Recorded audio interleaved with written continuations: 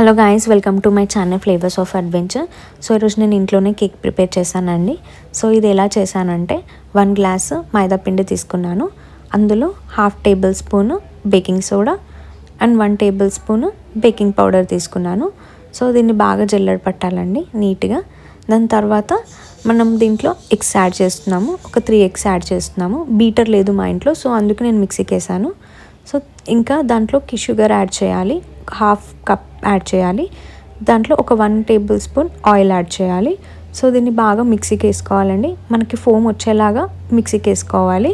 And దాని తర్వాత దీన్ని మనం ఆ పిండిలో వేసి మిక్స్ చేసుకోవడమే. దీంట్లో మనం యాడ్ చేయాల్సింది ఏంటంటే వెనిలా ఎసెన్స్ టేస్ట్ కోసం. ఇది కట్ అండ్ ఫోల్డ్ మెథడ్లో మనము మిక్స్ చేసుకోవాలండి, లేదంటే కేక్ అనేది సరిగ్గా రాదు. సో మిక్సింగ్లో కూడా ఉంటుందండి.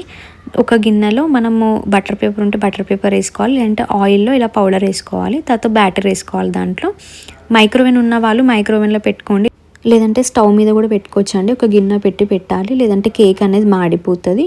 సో 1 అవర్ దాకా దాన్ని డిస్టర్బ్ చేయదండి. తర్వాత టూత్పిక్తో చెక్ చేసుకోవాలి కేక్ అంటుకుంటుందా లేదా అని. ఒకవేళ అంటుకోకపోతే కరెక్ట్గా బేక్ అయినట్టు కేక్ అనేది.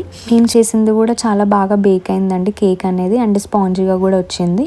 ఇందులో మనం కావాలనుకుంటే choco chips and cocoa powder, chocolate కూడా యాడ్ చేసుకోవచ్చు. సో మీరు కూడా ట్రై చేయండి. చలో బాయ్ గాయ్స్.